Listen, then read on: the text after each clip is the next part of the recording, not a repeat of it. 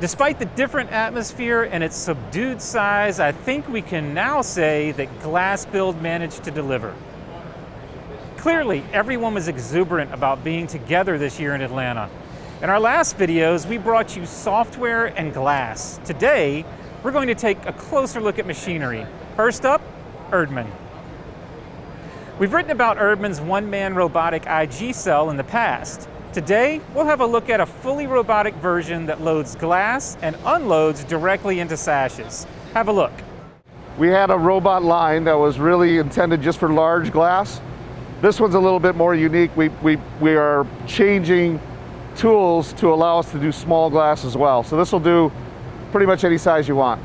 It was definitely a response to the COVID era where we wanted to say, hey, how do we allow somebody to be able to work just by themselves, and still maintain a high unit per person output. At the beginning of the line, at the end of the line, we have a robot which allows us to automatically load and automatically unload. And furthermore, we can put it on a rack or we can actually put it in a sash. Because we formed it in a U, which is unique, not generally glass lines are in a straight line, maybe with one turn, but we made a complete turn in the middle where we're applying spacer, and we're using a robot to send the unit back to the operator, thereby better utilizing that person's time. Next, we paid a visit to GED, where the focus this year was on another time-saving system, WinTrax, which now includes a handheld locator. So WinTrax is an RFID system we implemented to track windows throughout the plant floor onto trucks. We channel the material through pinch points. So you would take the RFID window, and the gateway was recognized that this window was last passed through this area.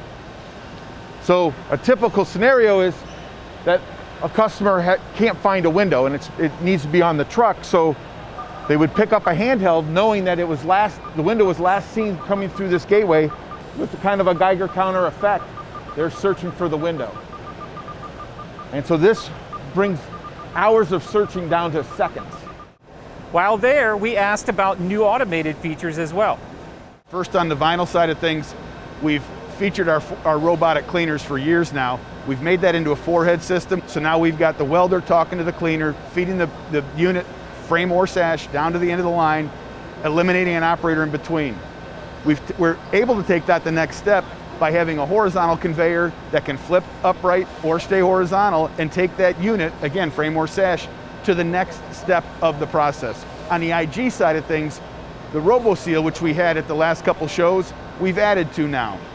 So what we've done is added a cooling conveyance system so that we could take units coming right off of the oven, have the units go through the system, upright themselves, feed into the robotic RoboSeal system, and then get the gas filling, the screw insertion, and the patching all done automatically and offline, fed to a single operator at a cart.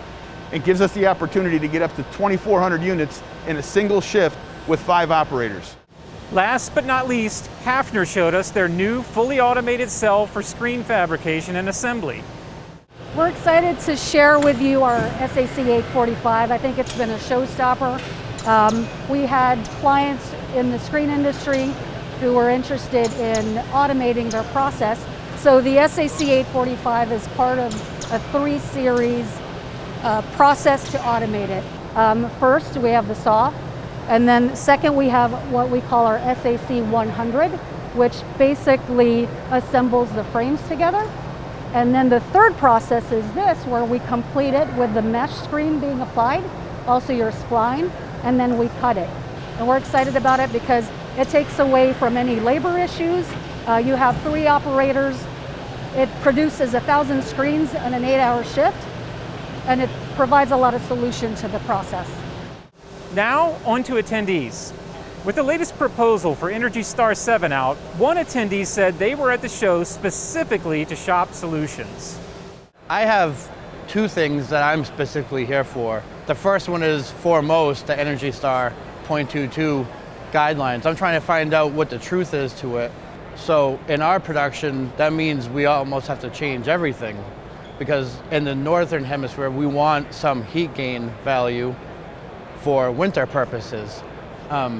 So what that means for us is we try to get ahead on checking out the new types of low E, the thicknesses, or are we going to have to go triple pane? It got the brakes put on it because of COVID-19, so we weren't able to source the glass that we wanted to try. We couldn't even get our hands on more than a few square yards of it to simulate a product to see what we can actually do. My second part being here is automation. I'm having such a hard time with employee staffing that unfortunately, as much as I love working with other people and teaching new trades, I have to find things that are automated because the industry right now is so up and down. I can't with all confidence say exactly what I'm going to be doing a year from now, 6 months from now. Earlier, while we were with Guardian, we seized the opportunity to ask about some of the technologies that could help door and window manufacturers reach the new requirements, and discussed one possible concern: surface floor coatings and condensation. Here's what he had to say. As a manufacturer that makes thermal performance coatings, solar heat gain coatings, we are very cognizant of where energy code requirements are. So one of the main initiatives we see is the growth of triple pane glazing unit configurations. Beyond that, we find that triple pane can be complex. It can be cost prohibitive. So one of the things we're looking at is how can we still maintain a standard double pane 1-inch insulating glazing unit. So we have a product called IS-20, which stands for Interior Surface 20. So this coating is designed to be used on the innermost surface of the IG in conjunction with your standard low E coating on the number 2 surface.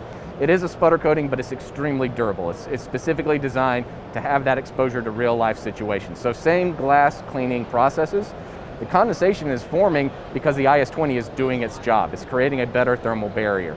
And the problem is it's not the interior surface coating that's causing the condensation, it's revealing that there's a higher level of humidity within that interior space. So it's understanding where is that humidity coming from within that interior space and designing our buildings better to maybe reduce the interior humidity so that we don't see the condensation forming. Well, I'm afraid that's it for GlassBuild. If you were at the show, we enjoyed seeing you. For those of you who set this one out, jump over to dwmmag.com to have a look at our other videos and articles. See you next year.